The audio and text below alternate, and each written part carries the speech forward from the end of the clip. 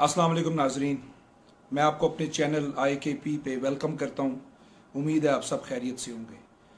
इस चैनल को सब्सक्राइब करना ना भूलें और बेल आइकन प्रेस करना मत भूलिएगा। आज के इस वीलॉग में काफ़ी इंटरेस्टिंग ख़बरें हैं। काफ़ी कुछ पाकिस्तानी सियासत में आज देखने को मिला है, तो जल्दी से मोटी मोटी 3-4 बातें हम कवर कर लेते हैं।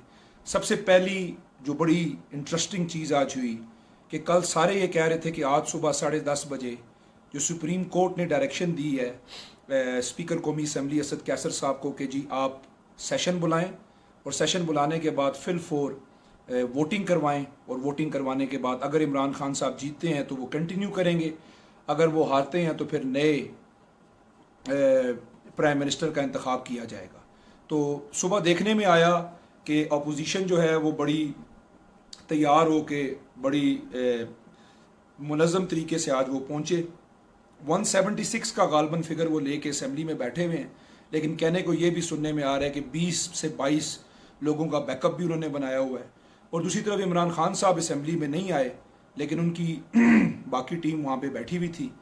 और मुनर्रफ अरकान के ख़िलाफ़ ये भी पता चला कि इमरान खान साहब ने स्पीकर को रेफरेंस भी भेज दिया है कि इन्होंने PTI की टिकट पे इलेक्शन लड़ा लेकिन ये पार्टी छोड़ के दूसरी साइड पे शामिल हो गए हैं। तो अब देखना है कि उनके हवाले से क्या फ़ैसला आता है या क्या किस किस्म की कार्रवाई की जाती है, क्योंकि अभी तक तो वोट हुआ नहीं।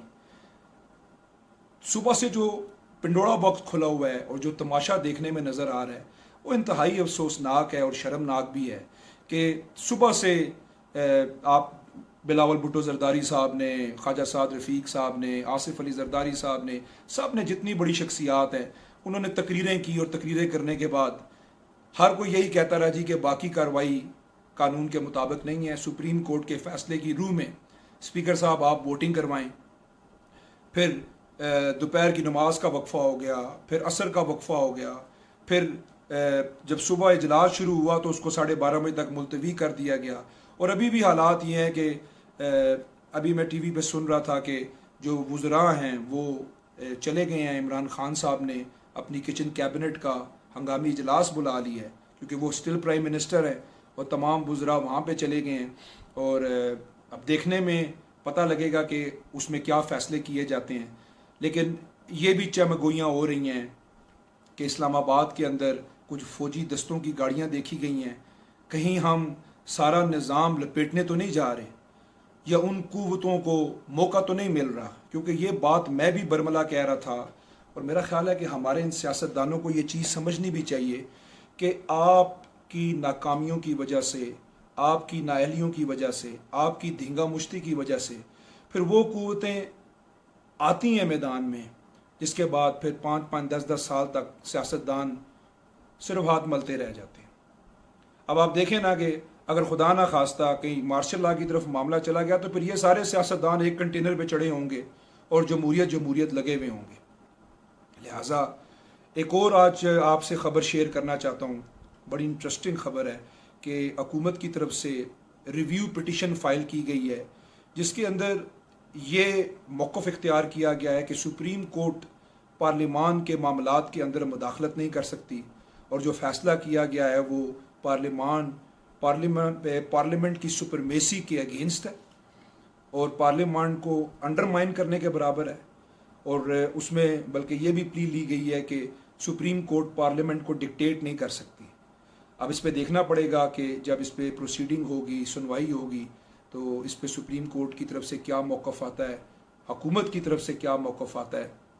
तो ये एक नई जंग शुरू हो चुकी है, क्योंकि फवाद चौधरी साहब ने आज जगह जगह जो उनको वीलॉगर्स और यूट्यूबर्स और चैनल्स जो भी उनसे सवाल कर रहे थे, तो मैं तो उनको देख रहा था। और असद उमर साहब ने आज फ्लोर ऑफ द हाउस भी खड़े होके सुप्रीम कोर्ट के हवाले से ये ज़रूर कहा कि हम एहतराम करते हैं फ़ैसलों का, लेकिन सुप्रीम कोर्ट ने ये जो डायरेक्शंस पास किए हैं कि इतने बजे वोटिंग करवाओ, डिक्टेट किया है जिस तरह, ये पार्लियामेंट की सुपरमेसी के अगेंस्ट है और हम इसको नहीं मानते और हम इसके ख़िलाफ़ रिव्यू में जाएंगे और इसको हम अपील करेंगे चीफ जस्टिस साहब से और सुप्रीम कोर्ट से कि इस फैसले को नल एंड वॉइड किया जाए और पार्लियामेंट की सुपरमेसी को बहाल किया जाए।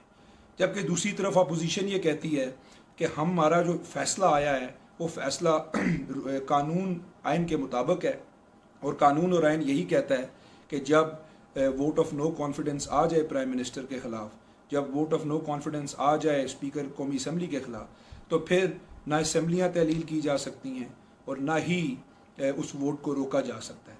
तो पहली तो जो अपोजिशन का मौक़िफ़ था उसकी जीत हो चुकी है। अब देखना पड़ेगा कि सुप्रीम कोर्ट इस रिव्यू पिटिशन के हवाले से क्या करती है।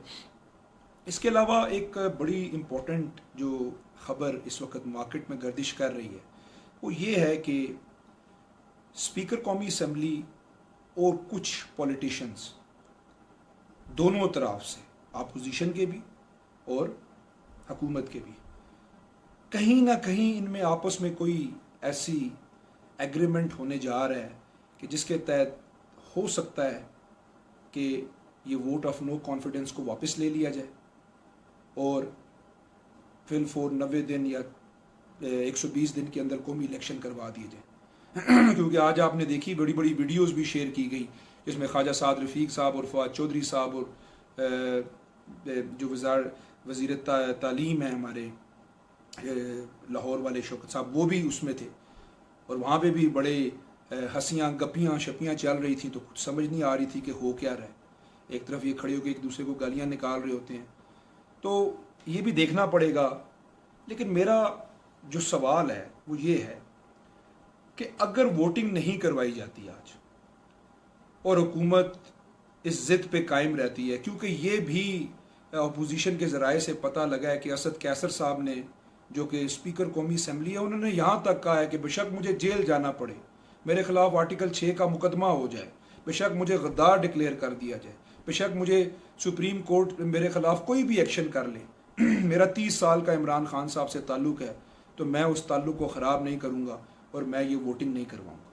अब इसमें कितनी सदाकत है, हालांकि इसकी तरदीद भी उन्होंने की PTI की तरफ से, लेकिन ये देखना पड़ेगा क्योंकि जिस तरह हालात चल रहे हैं 10 से 12 घंटे हो चुके हैं और वोटिंग का अमल अभी भी तातुल का शिकार है। इससे अंदाज़ा तो यही होता है कि गवर्नमेंट के पास नंबर पूरे नहीं हैं और वो वोटिंग नहीं करवाना चाहती, वो इसको डिले करना चाहती है। अब एक और सवाल जो पैदा होता है वो ये देखने वाला है कि रात 12 बजे तक, क्योंकि सुप्रीम कोर्ट ने आज के दिन में वैसे तो 10:30 बजे तक कहा था, लेकिन अगर आप टाइम ड्यूरेशन की रेमेडी हुकूमत को दे भी दें तो मैं ये समझता हूँ कि रात 10 बजे तक हुकूमत के पास टाइम है, रात 12 बजे तक माज़रत के साथ रात मिडनाइट तक हुकूमत के पास टाइम है आज के दिन में कि वो वोटिंग करवा के और सुप्रीम कोर्ट की डायरेक्शन को इम्प्लीमेंट करे और उसके बाद जो भी रिज़ल्ट आए उसके मुताबिक नया एक्शन होना चाहिए। अगर वो नहीं करती तो मुझे लग रहा है कि फिर कल हाई कोर्ट या सुप्रीम कोर्ट में अपोजिशन ये इख्तियार रखती है कि वो स्पीकर के ख़िलाफ़ दरख्वास्त दे के जाए, केस लेके जाए, और हो सकता है कि फिर उसके अंदर असद कैसर साहब को और तहरीक इंसाफ को और मुश्किलात का सामना हो सके। तो ये सारे मामलात इस वक्त चल रहे हैं। फ़िलहाल हंगामी इजलास इमरान खान साहब का चल रहा है, तो इंशाल्लाह ताला उस पर भी जो अपडेट होगी वो फिर आपसे शेयर की जाएगी। फ़िलहाल आज के इस वीलॉग में बस इतना ही आपसे शेयर करूँगा और आखिर में यही कहूँगा कि इस वक्त पाकिस्तान स्टैंड स्टिल के ऊपर है। हम ना सिर्फ आइनी बुरान का शिकार हैं, माशी बुरान का शिकार हैं और मेरा ख्याल है इखलाकी बुरान का शिकार भी हो चुकी हैं। अल्लाह ताला हमारे इस मुल्क पाकिस्तान पे रहम करे और इसके लिए आसानियाँ पैदा करे। अपना बहुत सारा ख्याल रखें, रमज़ान के महीने में बातें समेटें और मेरे इस चैनल को लाइक और सब्सक्राइब करना ना भूलिएगा। इसी तरह की वीडियोस और अपने सियासी तज्ज़िये और जो मेरे पास इंफॉर्मेशन है वो आपसे हुकूमत के हवाले से हो, चाहे वो कैपिटल डेवलपमेंट CDA इस्लामाबाद के हवाले से हो, चाहे वो मुलाजमीन के हवाले से हो, वो आपसे शेयर करते रहेंगे। अपना बहुत सारा ख्याल रखें। अल्लाह हाफ़िज़।